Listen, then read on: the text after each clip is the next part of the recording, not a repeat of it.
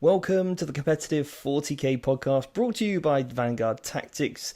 This is a Warhammer 40k podcast where we analyse the meta, develop strategies to help you become a better competitive 40k player. I'm your host, Stephen Box, and it is my mission to help raise the standard of the game both on and off the tabletop. Now, welcome back, guys. This is episode number 7, and we have got a great show lined up for you today. We are straight off the back of a recent GT, ITC, 1750 points today, and we've had some exceptional results as Team Vanguard Tactics. So today I am joined by fellow coaches and team players, Ben Jones. How you doing, Ben? Hi, Steve. You doing okay? well? Yeah, good, thanks, mate. And I'm also joined today by Jack Downing. Jack, how you doing? I'm all good, Stephen. How are you? Yeah, mate. It took you ages to get you on, and now you can't get you off the show. Can't get me off. Yeah, absolutely. Just fill in the airways with Jack Downing.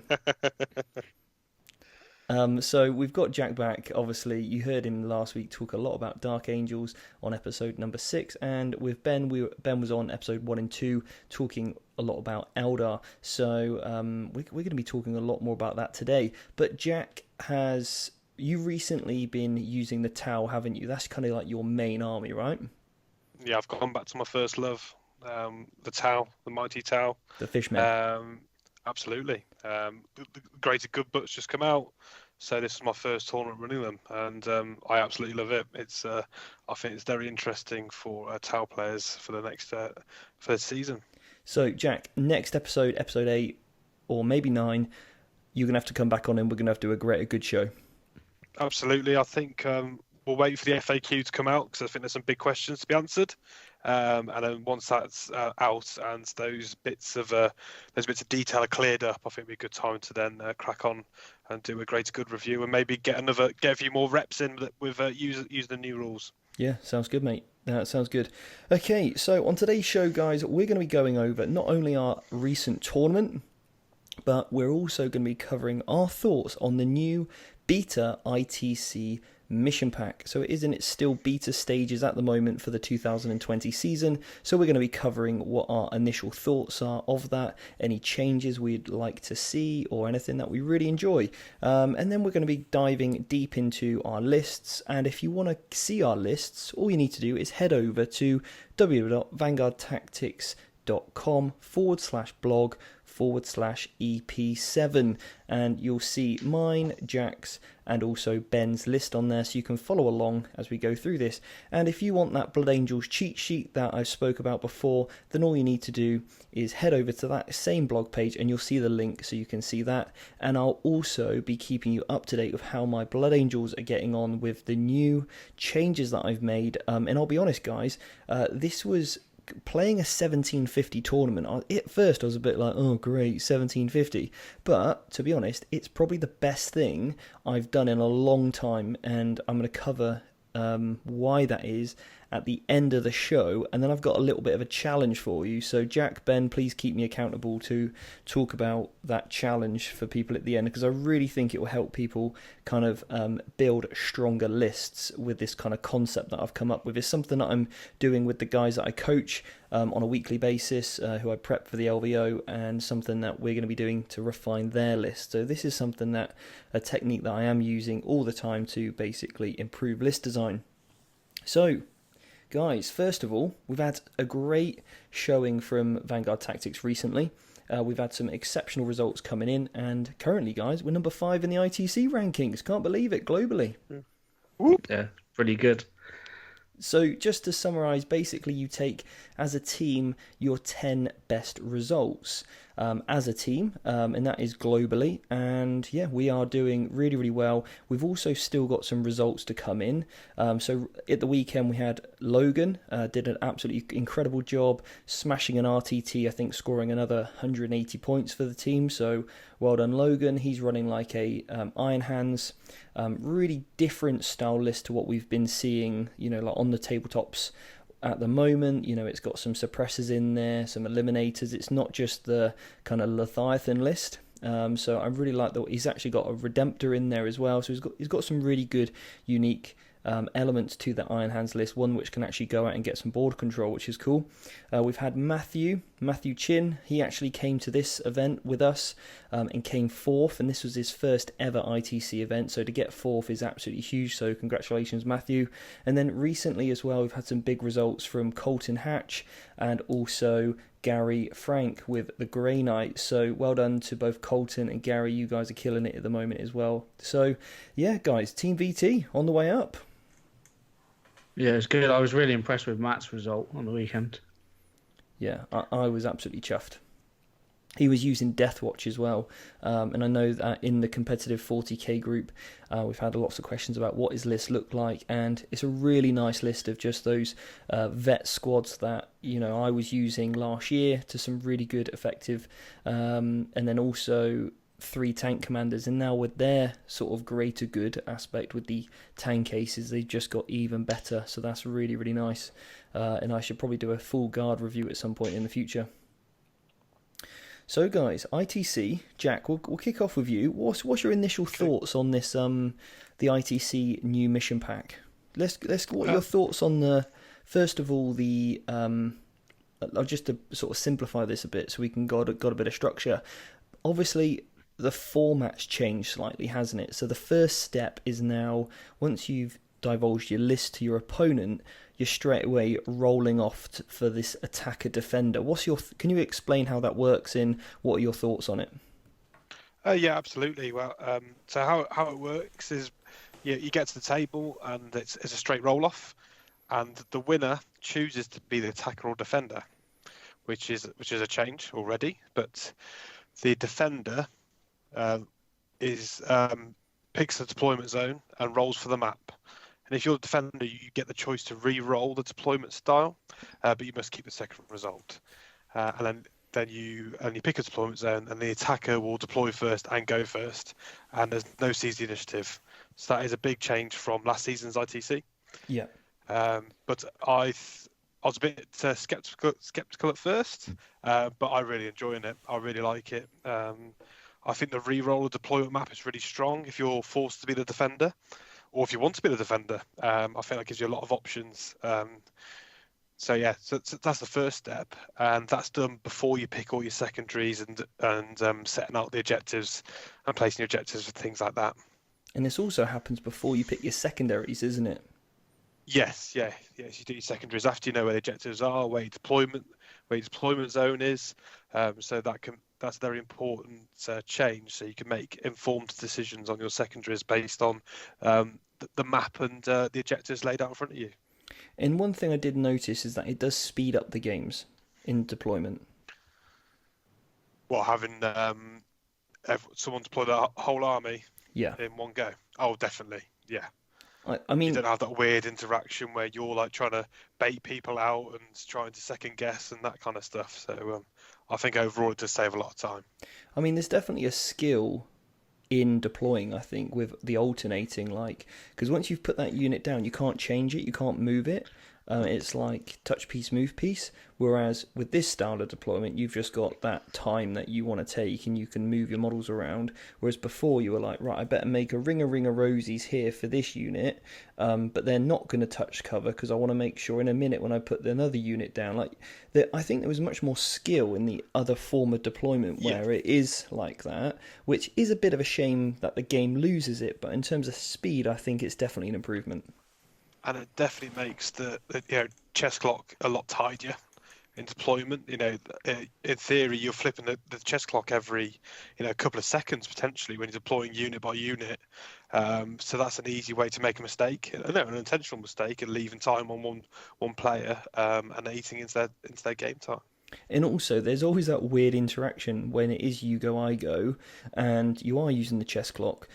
I've had it in the past where somebody's putting their units down kind of as I'm doing mine, so that it's like the clock's just stayed on me for the entire deployment phase.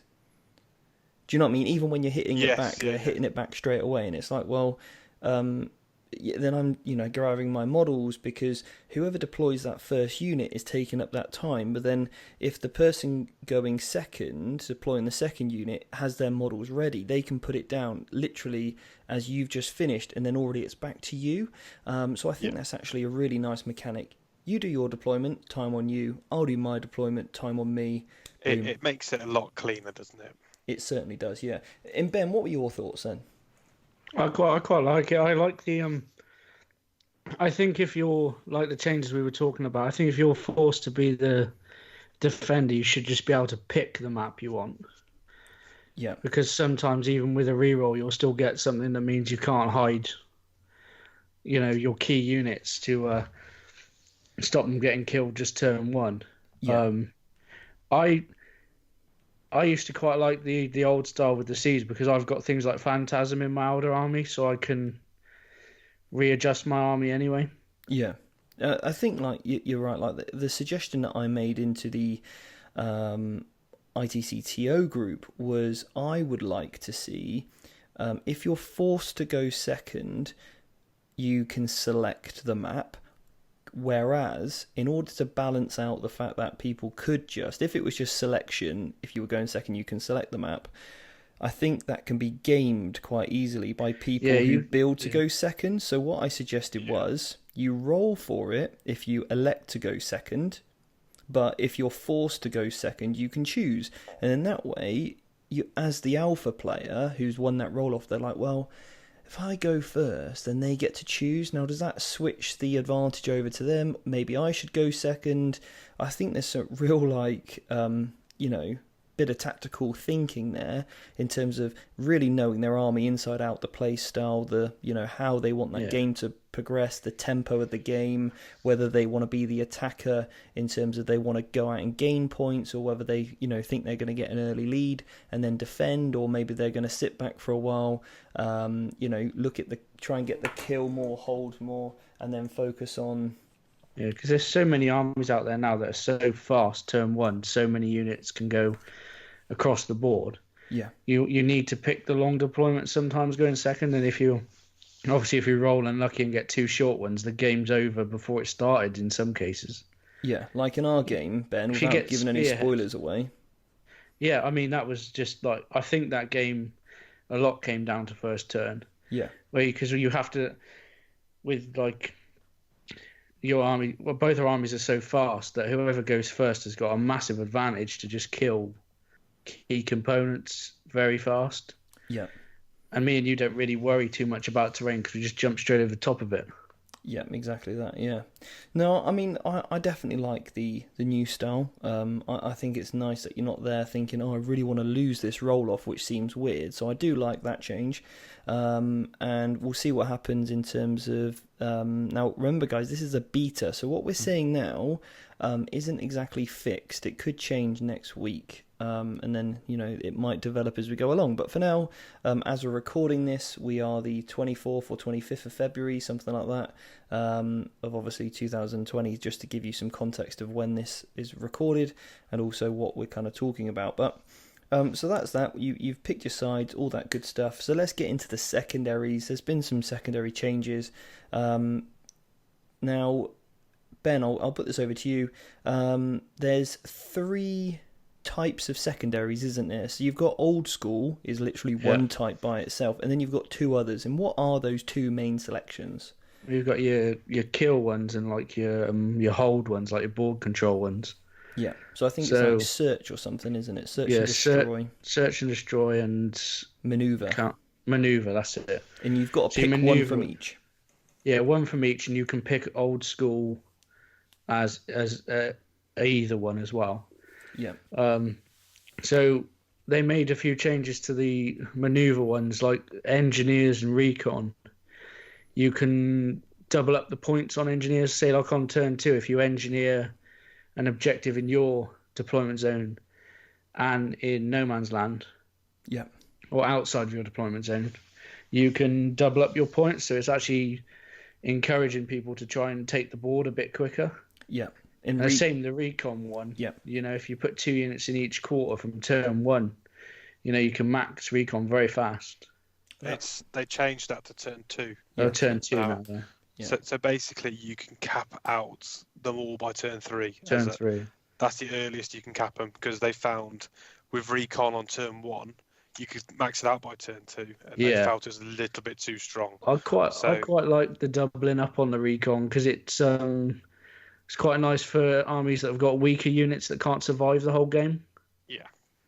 to actually be able to get their points. Like your Dark Eldars, stuff like that, want to get a Yeah. very early, quick, aggressive lead, and then withdraw, defend. In that kind of, That's it. that's kind of like their style anyway, right? They're raiders. They go in, grab what they need to, get the hell out. So I do like that. And same with Linebreaker. There's a bit of a change to that.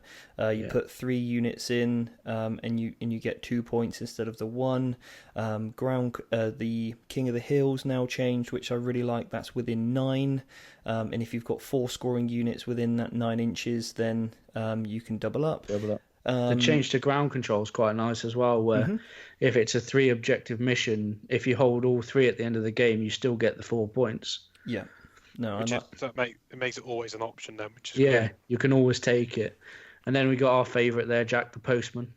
Oh, yes. Yes. So, The Postman is the greatest secondary known to man. So, Jack, what's a secondary? Talk us through it then, mate. I know you only came on this show for this. Oh, absolutely, yeah. I'll dial off in a minute. So the Postman, you can pick a model, a singular model, which can be contained within the unit, and they have to touch touch up to 4 objectives to earn a point. Different objectives, yeah. Different objectives, yes. So you got to jump around the board basically to 4 different objectives, which I still think is a great secondary. I think Ben's got different ideas, but it's out for debate. I mean, I can definitely see the. I think what you'd end up doing is taking a character that's very, very quick just to do it, and I think, well, is that a good use of that character? Like, I've got some really quick characters, but I can't be, sending one off on a quick mission. I'll tell you what, forget all the auras and buffs you're giving to all my units. Just go on the other side of the table, just grab that objective, will you? I'll explain in our game review later why I don't actually think it's a good idea, and it's similar to what you just said. and I'll explain what I think is a good idea in certain situations. Well, the debate's out on Postman, and guys, let us know in the comment section below what you think if you're listening on YouTube. Do you think Postman is a good choice? Then the next one, which I'll be honest, I still haven't quite got my head around just yet. And just so you guys know, you may or may not have done it, but I did a ITC mastermind course. It was completely free, a video series talking you through all the ITC, some top tips on how to score big in the ITC mission pack, and also going through absolutely everything, so nothing's missed. So there's a little exam at the end. I'm going to be redoing that in a couple of weeks. So all you need to do, if you want to stay up to date with the ITC and learn from my videos, then just head over to vanguardtactics.com and you'll see the link there. For the ITC Mastermind, you can sign up for the current one. It gives you it's still a good general one, and then obviously that will get updated. There'll be notifications, and you'll join our membership site for free there. And then obviously you can check that out in a bit more detail. But sappers, guys.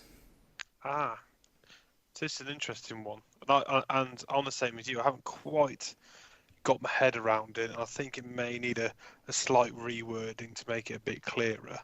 But it. Basically, you pick a sapper. It's basically a reverse engineer, isn't it?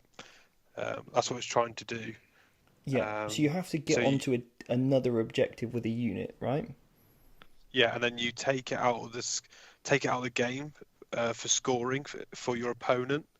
But what I'd like to be clarified is, does that then influence hold more in the game? Well, I assume so. Yeah, otherwise I'm not sure what kind of effect it does. So, but it says that could potentially. Go on. What are you going to say? No, sorry, you carry on. In regards to that sappers, it's the same thing as engineers. That you can't shoot or make an attack, and also it stays zapped or whatever, sapped, providing that the unit is still intact within 3 of it. Right, so it's only going to be like, let's say your unit of, I don't know, let's just pick a unit, custodian guard. They're pretty durable. Let's say they're sappers. They're just stuck on this objective, sapping it, and then a Venom comes along, probably Joe and his Venom, and he's like, "Oh, I wanna hold this," and you're like, "No, it's that, mate. Sorry." I don't know if it's really going to come up, to be honest, but what I don't get about it, if you're holding the objective and you got to stay within 3, so that means if your opponent comes over, they'll either kill you or contest it, or I don't really see how much play it has. It's a strange one. yeah.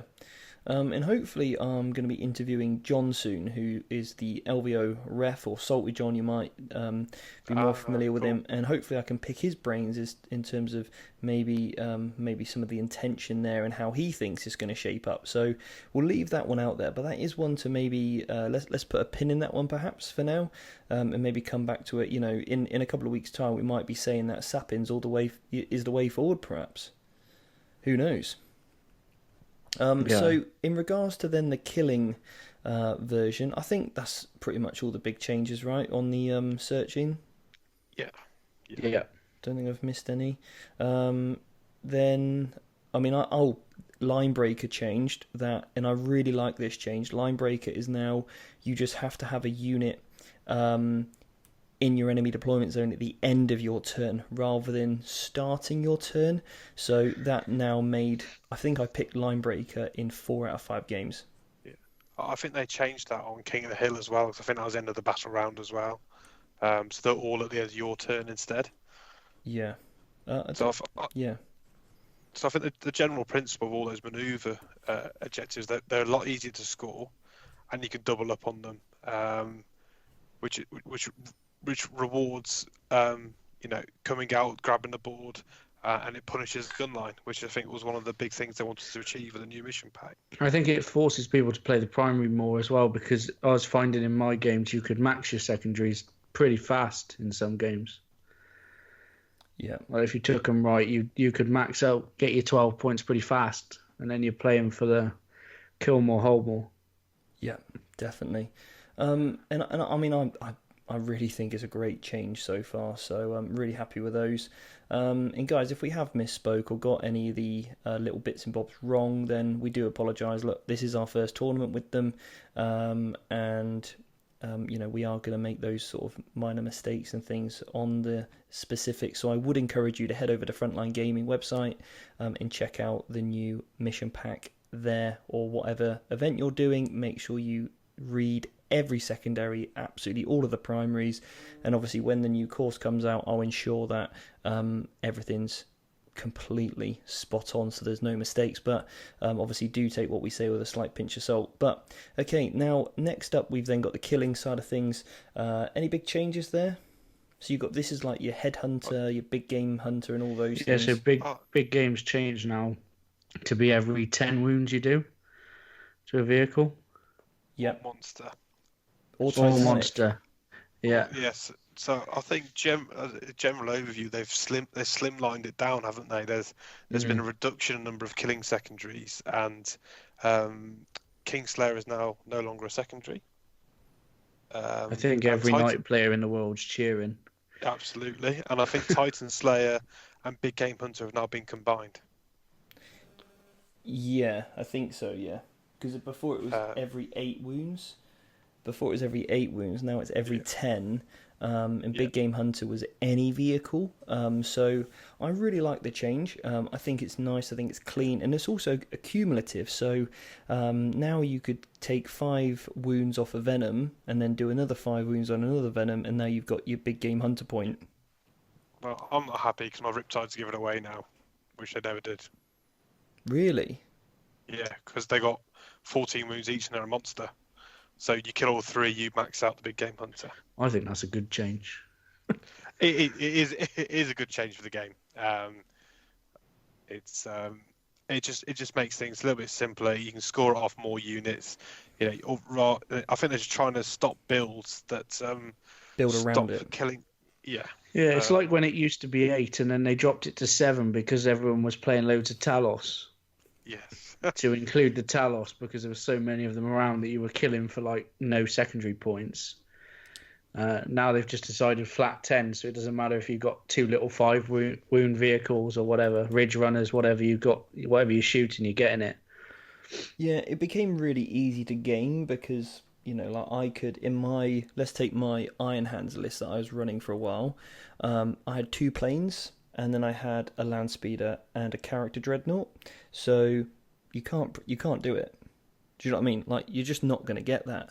Or I had a whirlwind in there as well. So I only actually had three vehicles. One was a character, and then the land speeder didn't count for anything.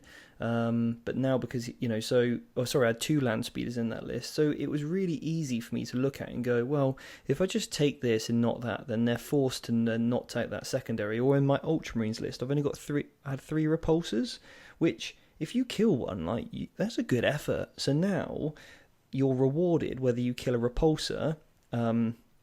Before you were rewarded the same if you killed a rhino or a repulsor. You were rewarded with just that 1 point. But now, if you kill that repulsor, you're rewarded for literally 1.5 points, aren't you? Because they've got 16 wounds. Yeah, a repulsor's a good example. In the previous ITC setup, if you killed two, you get 2 points. Now, if you kill two, you only get 3 points. Yeah. So, because of the number of wounds they start with. I think it's a great change. Yeah, and the change to Reaper, that's good. Mm-hmm. Which now includes Marines for every wound. Yeah, rather than model. Yeah, so that picks up your Primaris, which were you could get away from Mark for Death, etc., and things like that. But now they've been picked up, so they can be scored against secondaries. Mark for Death's also changed to a points amount. Whether it will stay at 100 points is probably in debate, but for now it's 100 points rather than power level, which I really agree with, because 7 power level was weird because obviously GW have changed the points values of a lot of units, but not the power level. And also bringing it down to 100 points means it includes a lot more units. So again, it's really, really hard to build around now. Yeah, I think the power level didn't really make too much sense because you're right, it hasn't been adjusted since the books were written, and the points are a dynamic element to the game, which get updated, relatively regularly. So that seems like a step in the right direction. Yep, and then I think Headhunter's still the same. Gangbusters is still the same, but now it doesn't include troops, which is a nice adjustment. Yes. So now Custodes aren't just punished for having 3 wound model troops, which I think is really good. I think it's a really nice change. It's a good change for the game. Tyrannid Warriors as well. No one ever took them because of it. Yeah, and you never want a mission pack to penalise an army or penalise a unit where it's just never played like that. So I think that's really good. And then you've got Born for Greatness, the new one as well. That's my favourite. Where you got to accomplish some certain tasks throughout the game with a model, with a character, yeah. Yeah, with a character. So he's got to do all sorts of different things. He's basically got to be in your enemy's deployment zone, I think, start and end, and then deny a psychic power, and you get a point for each of these that you accomplish. Heroically intervene, hold an objective outside your deployment zone, kill a character unit, and then kill a non-character unit. They're the main ones. There could be another one, but for me, I was taking it on the Sanguinor, running around, grabbing objectives, killing units, or Smash Captain. But it's good on a Farseer on a bike as well, with Doom and Executioner and Smite. Yeah. Because he can kill a unit, deny a power, hold an objective. It's pretty good for him.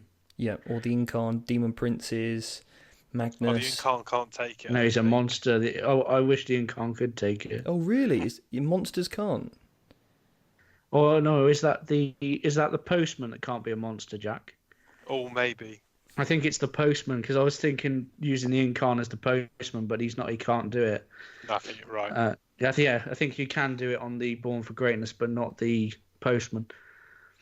Right. Yeah, because if it was the postman, I'll be making a riptide. The postman then. Yeah, Jack, which would be broken.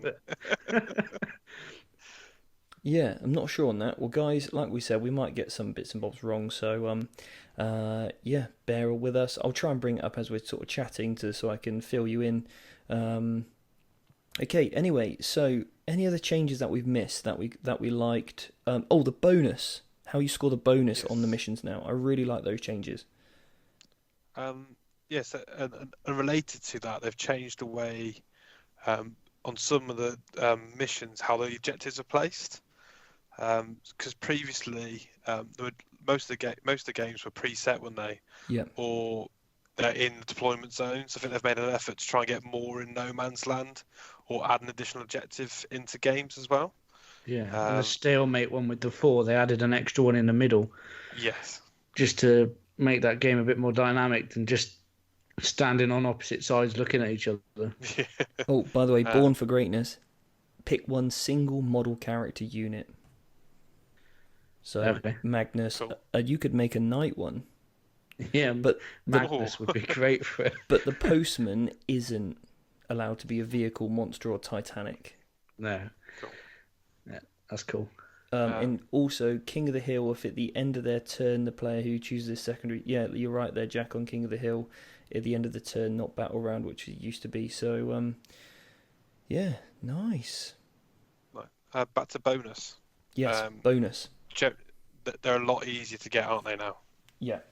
So, like, mission 1 used to be 5 out of the 6. Now it's 4 out of the 6. So I think that's a really great change, especially for my army, because I absolutely love bonusing on mission 1.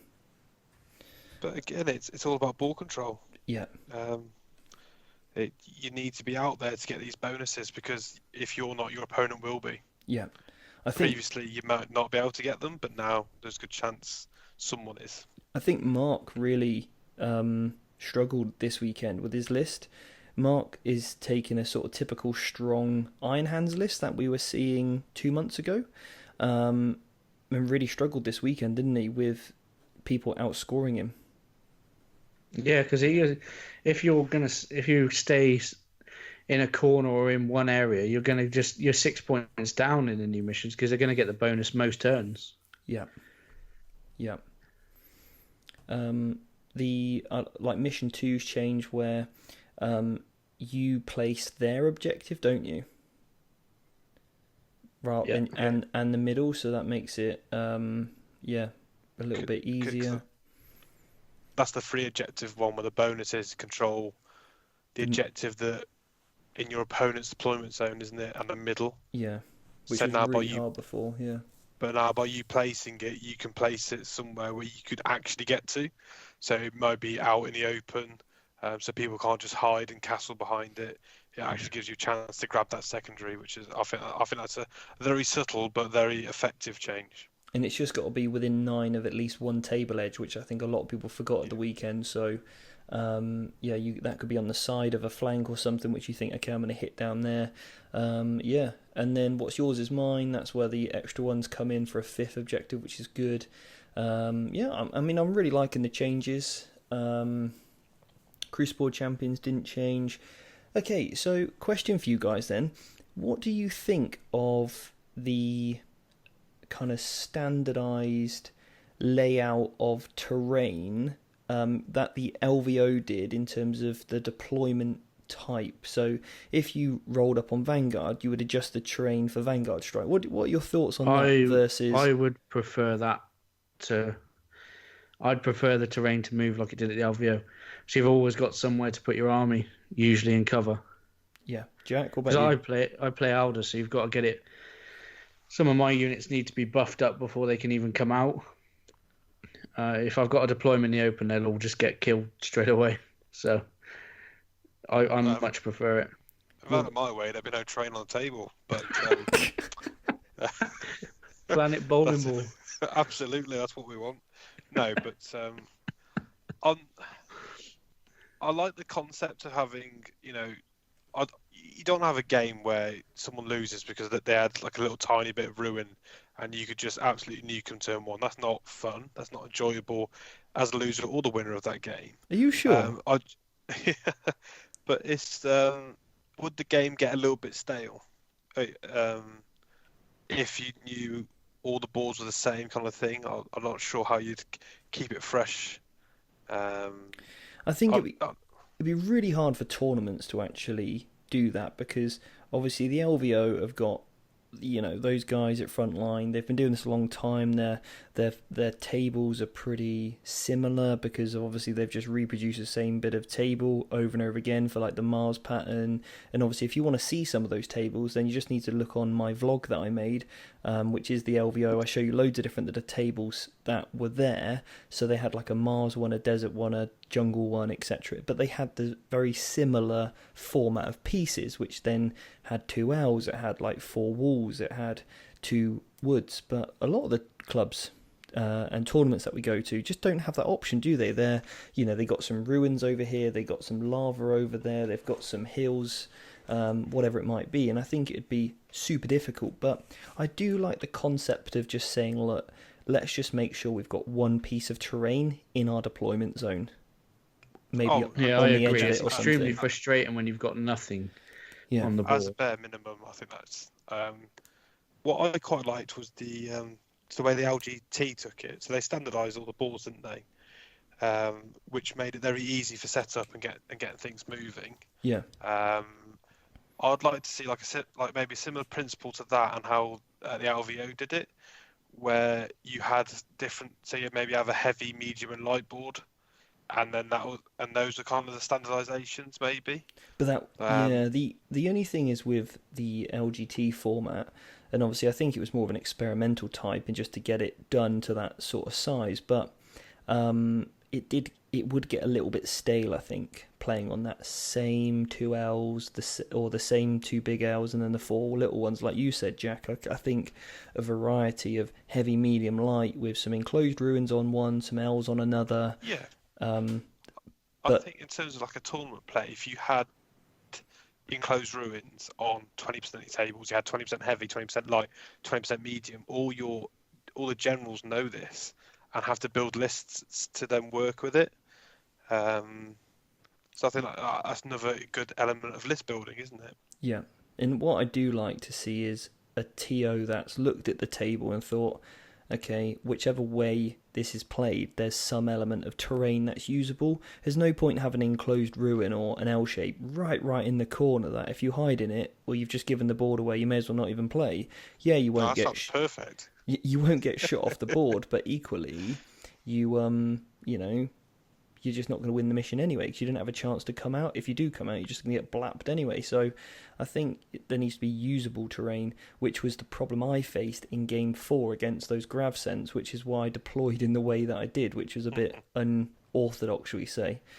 So anyway, should we crack on with how our games briefly went? Yep. So Let's go for it. Obviously, like I said, guys, head over to www.vanguardtactics.com/blog/EP7 and you can check out our lists. Jack, give us a very quick 30-second run-through of your list. What does it roughly contain?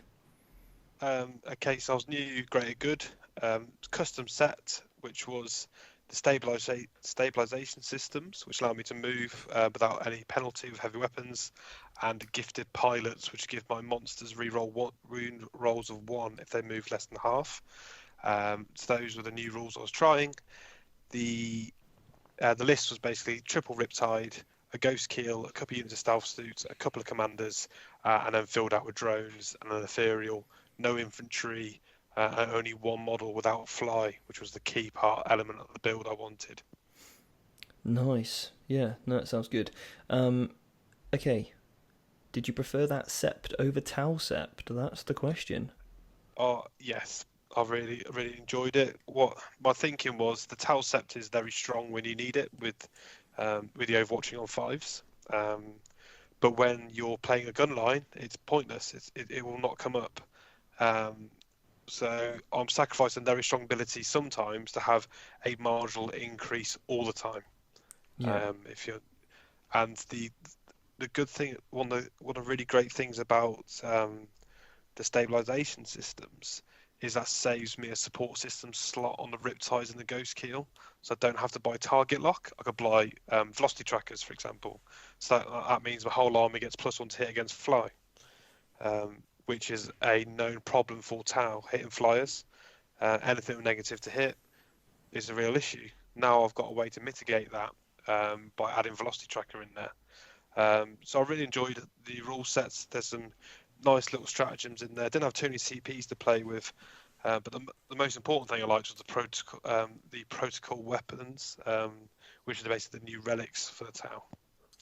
Some very, very tasty stuff in there. Nice. Well, don't give it all away just yet, because we'll get you back on for a full review. So, Yeah. Game 1, who are you up against? I was up against Tyranids. Yep. The Shooty, list had combat-y.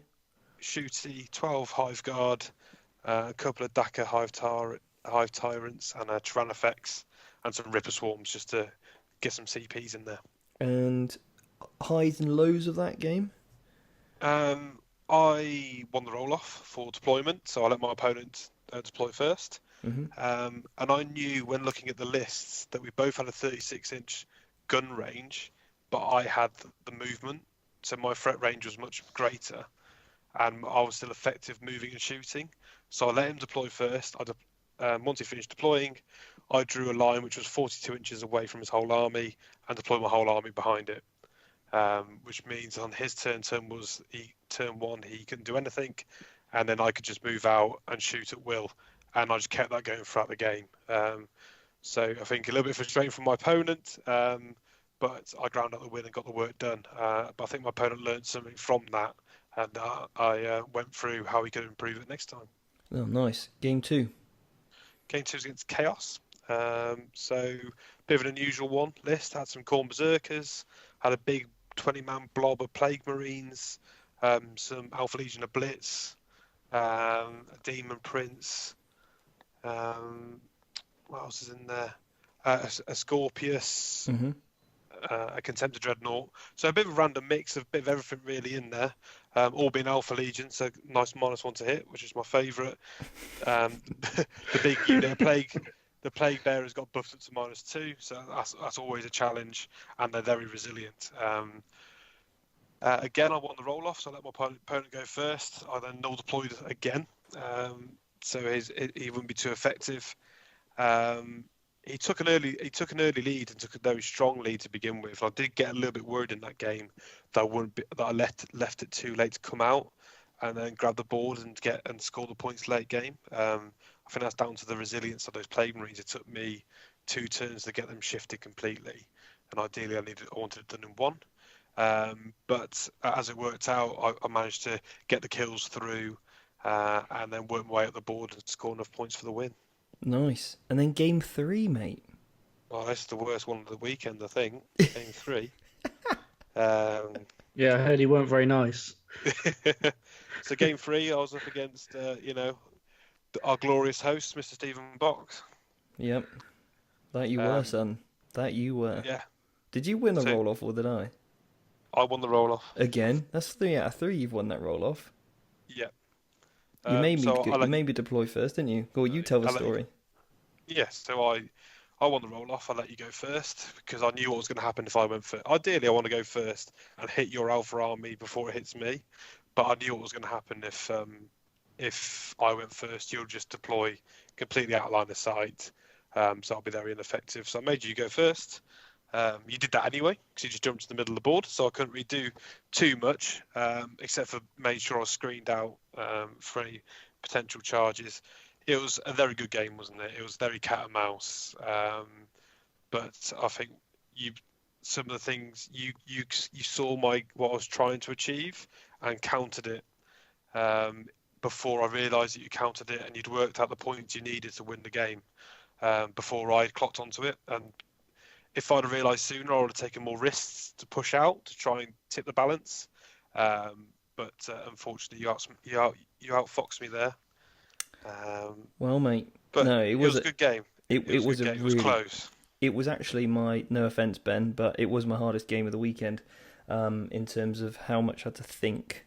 Like when me and Ben chat about our game that we had, that was a very straightforward game, wasn't it, Ben? But this one, ours is just a bloodbath. Yeah. So this one though was real. Like I knew I had to score big and I had to score big early. I knew that I had to threat saturate to basically, because if I give you any option to shoot me, you're just going to remove that unit off the board. So I actually deployed every single unit on the table, didn't I? Yeah, because I took the new relic as he can deep strike within 12 of a ghost keel. So I think that kind of forced your hand there, because he knew if you put it in a deep strike, it's not going to be able to jump out and hit me straight away. Yeah. So you may as well put it on the board. Yeah. And then yeah, I think really I won that game on secondary picks and bonusing. It was bonusing. I think we did about even on secondaries. I don't think there was too much on that. I think bonus and the early primaries, because I couldn't get the kills either. So I may be getting a kill, but not kill more. You're always getting hold more bonus, and you weren't necessarily getting a kill, but I wasn't always getting a kill either. Yeah. Because of how tough some of your units are and the big units, there wasn't that many easy kills. I think you gave me a couple of easy kills, which were those, I say easy, I had to spend 3 CPs to fight twice with my captain to kill those stealth guys, because I made sure I killed one turn 1, another one turn 2, and I just managed those. I could have killed both of them turn 1, but I didn't. And that gave me a couple of easy kills for a couple of turns. I think I killed one drone in another turn just to get a kill. And then there was a turn where I think you made a bit of a forceful move, and you left a Riptide isolated, and I put a Death Company hammer in his face. Yes, but then I had to do something to bait you out that Centre Ruin, so I gave you a Riptide. Unfortunately, by accident, I always gave you a Commander, that was my mistake. The Riptide was bait, which you went and took it, which is probably worth it for your behalf. Yeah. But that allowed me to then get some shots in on you, and as you said, you're threat saturated, so I couldn't pick up all the units that came out, but I took a lot of bodies off the board in the next turn. Yeah. No, it was a great game though. Absolutely great game. It was very close. Yeah. Right down to the end, wasn't it? It was kind of worked out that there were only a few points in it, really. So, your game 4 then, mate. Game 4 was against Dark Eldar, which was a really mixed bag of all the toys, really. So you got your triple Ravager, a unit of Talos, a big unit of grotesques, and then the buffing characters behind it. Surprise, surprise! I won the roll. I let my opponent go first. We had some good terrain. I managed to hide all my drones behind a line of sight blocking piece of terrain, and then all my monsters kind of set up. I knew his only shooting was the Ravagers, which he flew in, took some shots. I think unfortunately he only popped 2 drones, which is a bit of a shock to my opponent. Like, he's never played Tau before, of how resilient they are. And then in my turn 1, I pick up all 3 Ravagers. So that's all his shooting gone. So I now know that if he wants to charge me, his biggest threat's a charge threat from Talos and Grotesques, and he can charge my drones while I get free Overwatch all day long, which is fine. So then from that, I just pushed back, took the board, I got another win in there. Nice. So game 5. So games 1, 2, and 4, which are the 3 games that I won, I maxed my secondaries out. I didn't get my max secondaries out against Steve. It's because you went postman and I stopped you. Yeah. And then game 5, which, sorry Steve, this was my favourite game of the weekend, was against our very own Mr. Ben Jones. Yeah. No offence taken, mate, don't worry. It was an absolutely quality game. The whole game, the final result went down to 4-up Invern. But there was a few moments in the game which swung it slightly in each of our favours, which is always fun and enjoyable, especially when you're playing a friend as well. Unfortunately, Ben won by a point, but it was a great game. My favourite moment was clipping Ben's postman with my ion accelerator cannon. The relic. Yeah, one-shotted a Farseer on jet bike, which was very satisfying. But he wasn't. But I didn't think quite so much after spending 3 CPs to keep him alive, and he still died. But that was a very important moment in the game, because that was Ben's postman who just picked up his second point, as well as being it was a mortal wound battery as well. So it took out a big killing threat to me, as well as denying Ben 2 secondary points. Did I win the roll off in that one, Ben? Yeah, yes, you did, and you made me go first. Yeah, funny that. There's a bit of a theme there. Yeah, you don't lose that dice roll. No, that's You should good, just isn't play it? like 10 planes or something. You'd do great. But I think on turn 1 you came flying over that Warlock Conclave, and I left 1 man alive on 1 wound in my turn 1, which obviously spent 2 CP, denied me a kill. So you got the kill more as well because you picked up a unit of drones. Yeah, and hold more and a bonus as well. Yeah, So it's a good start. I think in that mission, and there's something that I need to look at my list at, because it was Crucible of Champions. Because the characters are super obsec, I just couldn't grab the centre board because Ben had a Farseer wrapped for the majority of the game with the grotesques, and then they were then wrapped by the The Wraith Blades were just shielding the whole army. Absolutely, yeah. So I just couldn't get these characters off the objectives. I couldn't stop the bonus, and I couldn't grab the bonus myself. But very well played by Ben. He didn't come after me. He just relied on resilience to eke out those points on ball control. Classic I speed think I bump killed right about there. 300 points of your army, if that. Yeah. But yeah, it was a great game. It was like a game of chess. Same in the game against you, Steve. It was little mistakes were punished from both our sides. So really enjoyable. But unfortunately meant that I only went 3-2, which I think on reflection I'm a little bit disappointed with the overall result, but I'm very happy with the way that I played in all my games and the opponents and had a really good time in the event. I'll be honest, mate, you're getting a bit deadly with that towel. It's not fun. It's not fun. And it is gutting, actually, that you had to play me and Ben, because I don't think... I think if those matchups would have been slightly different, you could have been looking at a podium place potentially. Yeah. I think I had the battle points. If it was done on battle points, I would have come third at the event. So it's a shame. But I had to give you boys a good run for your money. It's coming, mate. You'll be on the podium soon. Yeah. Yeah, nice. So Thanks. Ben, go on then. Yeah. Do you want my list first? Yeah, go on, talk about it while I vomit. Alright, so I took a Supreme Command, Craft Worlds, Relic Hunters, and Children of Proficiency for 1s, counters, 2s on Psychic, and an extra attack on models if they're within 3 of the objective. So I took 2 Farseers, 1 on a bike, 1 on foot, a Spirit Seer and a Warlock on a bike, and then a 10-man Conclave with all the spears, and then 9 Wraith Blades with axes and shields. And then I took a Drukhari battalion, 3 Insiracs, 2 Homunculus, and a unit of 7 Grotesques. And I took the Vexator Mask on the Homunculus. Gross list. Yeah. So it all just huddles. So you put all your Psychers in a ball around the Grotesques. And the Conclave goes off usually for the first 3 turns and does some damage. And then when it finally fades out and dies, you drop down the Wraith Blades, who will just then become unkillable to a lot of armies. And they shield your characters. Yep. So my game 1 was against Grey Knights. I won the roll actually on this one and chose to go first. And then my opponent rolled the map and we got Pointy, Dawn of War, so the short deployment. And he picked to keep it. So I could go middle of the board and attack. So like turn 1, I didn't do much. I killed a strike squad and 2 paladins, I think. And then I jumped back in.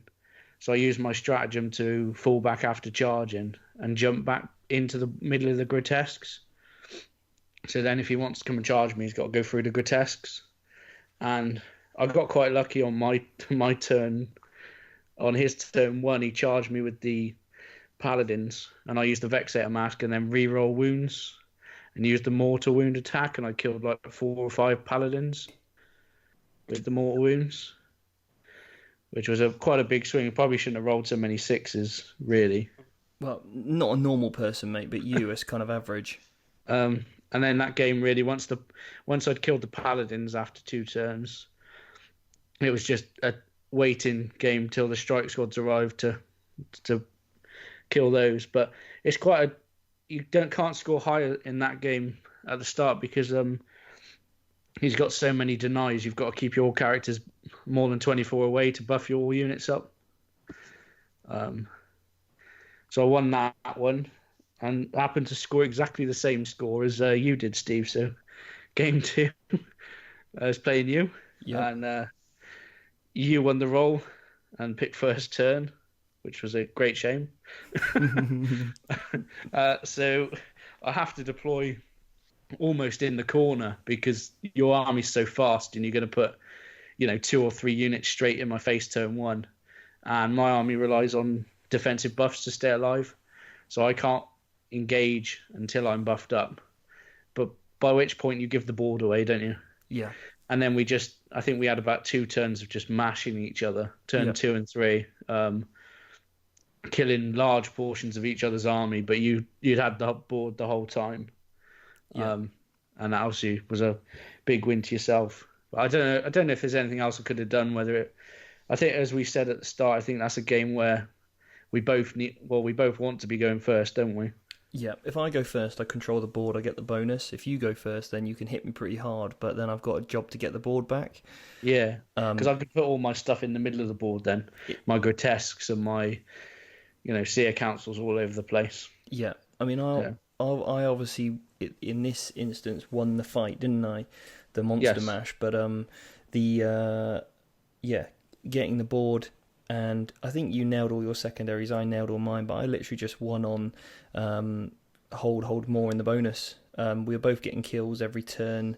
Pretty much. I was surprised by how good the Wraith Blades were in that game, making an 11-inch charge and then picking up loads of models. They were really good. You picked up 6 out of 7 Sanguinary Guard in one round, but you could only even fight with 3 guys because I'd heroically intervened into the rest. So so 3 men picked up 6 Sangers. It's pretty effective. And I remember putting 20 wounds from a death company on your unit of Seer Council, and only 2 died because you only rolled 2 or 3 1s or 2s. But yeah, it was an incredible game, mate, and it actually really brought out the best in me in regards to my combat phase. So when I was making charges, I was leaving little pockets and holes for characters to also charge into. So that played it very well. So therefore, when you jumped out of combat with your Seer Council, I was still protected. And I've just edited a vlog, actually, which will be going out very soon on the YouTube channel. And you can see some of that in action, me versus Ben. I did some move blocking, didn't I? Because my tactic... Tiny little things as well, wasn't it? Not only getting an 11 on the charge. I say only an 11 on the charge. It's still quite a big charge. But 1 extra inch on that charge means all my guys connect. Whereas because they didn't, you could heroic in all your characters to block me from actually doing maximum damage. Yeah. Which was quite big in the terms of the game at that point. Yeah. Turn 1, I think failing Doom and Jinx on the Death Company was bad because I probably would have picked them up if I got Doom and Jinx. Yeah. But it's little things like that, when you're playing good players, it's tiny little things. That can swing it, yeah. And we've got such fast armies. It doesn't really matter what board we play on. We're making combat turn 1, so you got to screen out real carefully. I had to deploy in the back with the grotesques as a meat shield with a vexator mass behind it to stop you winning turn 1, basically. Yeah, I think the mistake I could have made was actually to try and charge you turn 1. But I knew that if I failed that charge, I'm giving your grotesques a free move, and I knew that from where you deployed. Your sit-off was correct, because if you dragged into the corner and failed, that would have been real bad. Or I just charge and you vexator and you strike first and I lose on my Death Company. So it was, I definitely had to push at the right point, and I think I did that and move blocked properly and to make sure that those grotesques couldn't go anywhere, sacrificing units when I needed to just literally halt your movement so that the scouts could do their job, which was hold more. That was really good. So then game 3, mate, who are you up against? To game 3, I played Ryan with the Alpha Legion army that Jack talked about earlier, with the Plague Marines and the Scorpius Contemptor. I've met Ryan at so many events, and we always dodge each other, so it was nice to play him. A real nice chap to play as well. And that game, I actually did win the roll that game, and I chose to go first. Deployed on the line and jumped the Conclave across, and I killed, I think, 16 of the 20 Plague Marines on the first turn, and then jumped back out of combat. Nice. So it was a good start. I got the bonus nearly every turn because I'd attack with the bikes in combat and then jump them back onto a couple of other objectives. That game, it was close at points, but once I'd got in there and killed the characters, the Grotesque just held the middle of the board again. There wasn't enough shots left in the army to kill the fully buffed up Wraithblades and the Grotesques. Yeah. So nice. I finished that game. Then game 4, I played Ultramarines. I lost the roll. He picked to go first. I picked a deployment zone with a big ruin in it, and basically just hid my whole army out of range and line of sight. And then turn 1, I jumped across, and the biggest threat in the Ultramarine army to me was Tigerius with Null Zone. And I managed to clear off the Devastator Marines that were screening him and kill Tigerius on the first turn. Nice. And then jump back out. Eventually the Conclave did die. I went down to 2 men in that game. I think it was just sat on my objective hidden till the end of the game. But the Wraithblades did so much in that game. They come down, and every turn they were just charging something, killing it, and then piling into everything else so it couldn't shoot me. I actually did score 42 in that game, so I got a bonus every turn. Just kill more, hold more. Nice. And then obviously game 5. And then game 5 was Jack. So yeah, that's how it finished, and I ended up coming second, so 4-1. It was a really good event, really enjoyable. Nice. Just always at these events, you say it's nice to play your friends, but it's a shame when you play them at big events or at events. Yeah.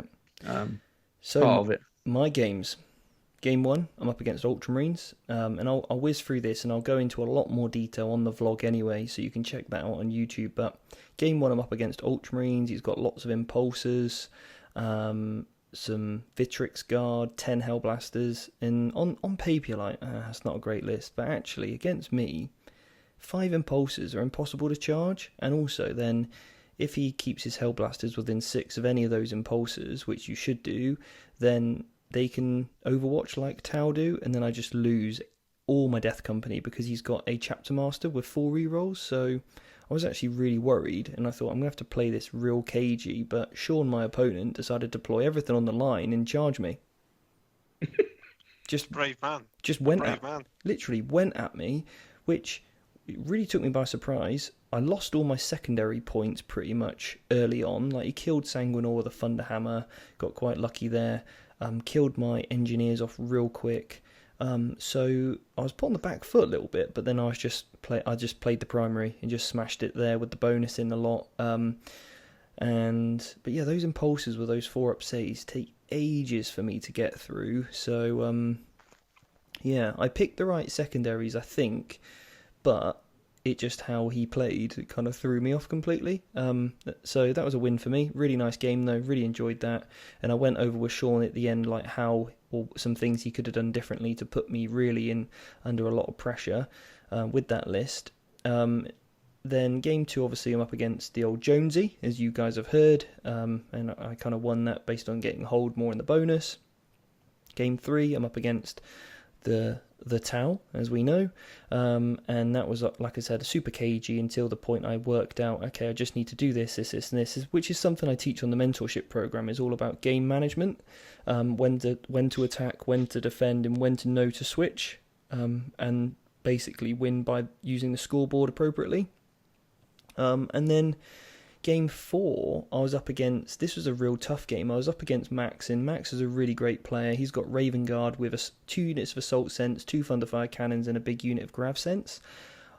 He wins the roll-off. He's also got Infiltrators and Eliminators. He deploys first. and there's no terrain in my corner.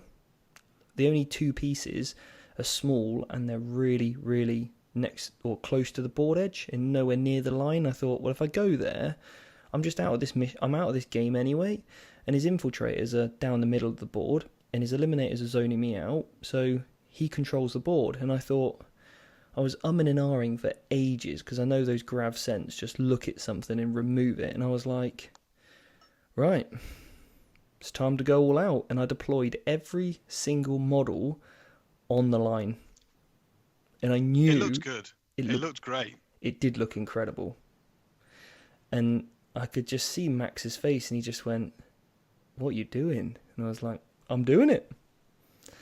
I went for it.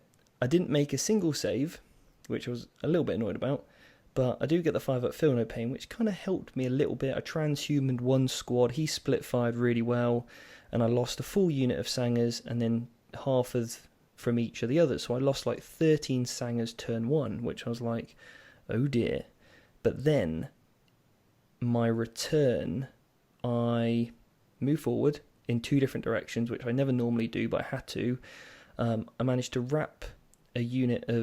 kill the unit of infiltrators, wrap a unit of eliminators, and on the other side of the board do the opposite, kill the eliminators, wrap the infiltrators, get the hold more, get the kill more, and then what I did was he then dropped in with his assault sense, failed his 9-inch charges, and even if one of them would have hit me, then I just lose 4 Sangers, which I'm not too fussed about at this stage.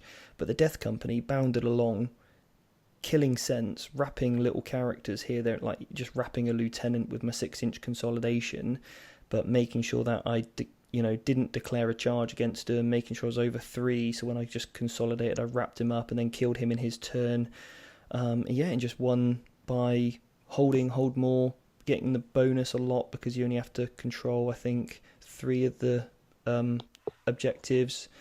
Just scored really, really high and won me that game. But it was certainly, I saw his play, which was to basically deny me dropping in, and I thought, well, just going to put everything on the line, and it worked. It was the right play for that moment in time. And sometimes a general, and this is what I'm learning about my list, is knowing when to make plays like that. So that was a great game and thoroughly tested me. So then game 5, I'm in the final now, 5-0. I'm against Ken, who I've played before, nice guy, and this was the Grey Knight player that beat Mark earlier that day. Ken won the roll-off to go first, and he wanted to be the defender, because his list plays cagey, make sure he can just kill what he needs to get the kill more, hold what he needs to get the hold more. He deployed his army in an enclosed ruin, and I saw my opportunity. All of my models are on the board.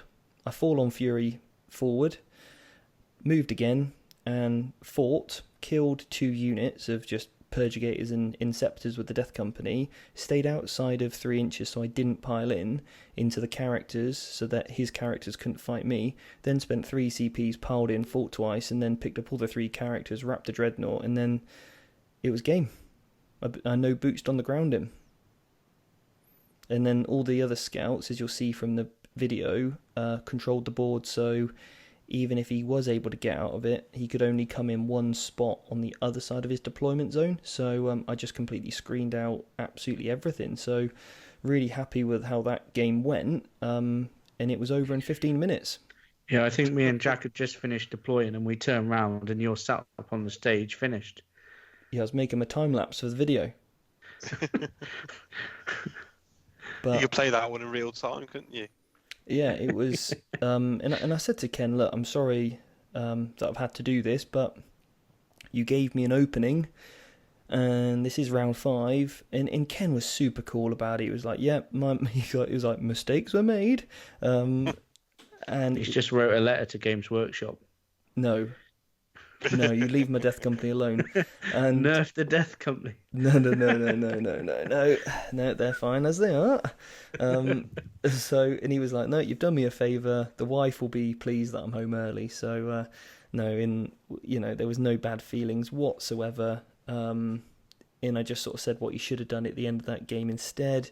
to put me, or just not to allow me to do that to him. So, yeah, that was the tournament, and I'm pleased as punch to go 5-0. First, big win for me. I've obviously come second before at big events like Battlefield, which were like 100-man. Had multiple third, fourths, and fifths at big events, but never a first place. So, really happy to get the win, and I'm finally mastering the Blood Angels. So, my challenge, like I said earlier, the 1750 I was a bit annoyed about, but it made me do one thing, which was really streamline my list to its core basics of what I need to function. And after I stripped it down, moved some things around, I actually realised there's a lot of redundancies in my list that I really don't need. And one of the biggest mistakes I've been making is having a Smash Captain in the list, because they've been the only good thing in the Codex. They're actually a waste of 140 points in my opinion, so I've actually dropped my Smash Captain. Most people take a Smash Captain with a Thunderhammer for damage 4, and they're taking the Angel's Wings so he can ignore Overwatch and reroll his own charges, and they spend 2 CPs, redeploy him, 2 CPs, 3d 6-inch charge, and throw him away. Whereas I don't play like that. I'm a lot more reactive in my playstyle. So I go for a different relic, which is reroll all of the dice on the charge, which I think is a lot stronger. And actually I've swapped him out for a priest, which gives me +1 strength. I don't need the reroll ones because the Sanguinary Guard get rerolls to hit when they're within 6 of a warlord.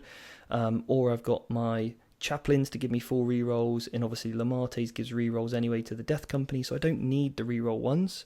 I don't need a Thunderhammer because the Death Company now have 5. This new unit I've added in, which I'm going to keep quiet, has got some more Thunderhammers in, and then my Sanguinary Guard punch absolutely everything to death anyway, so I don't need a punch because I've got plenty. So yeah, I've changed the list, and I cannot wait for my next 2,000 point outing. So my challenge to you guys is look at your list, try and strip it down to 1750, but without losing the punch of your list or the thing it does the most.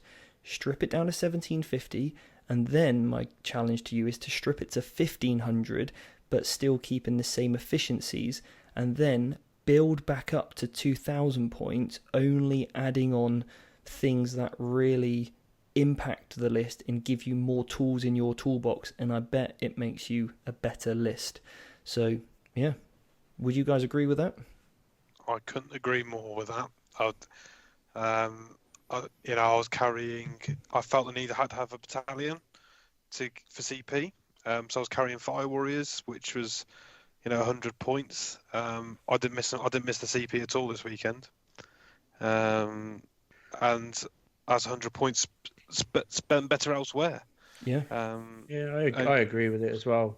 The thing I was my list, all I would do is put another battalion in. But simply to keep your units doing what they do best, right?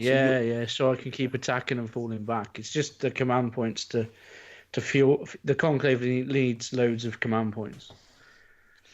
But I think it's a very good exercise to do.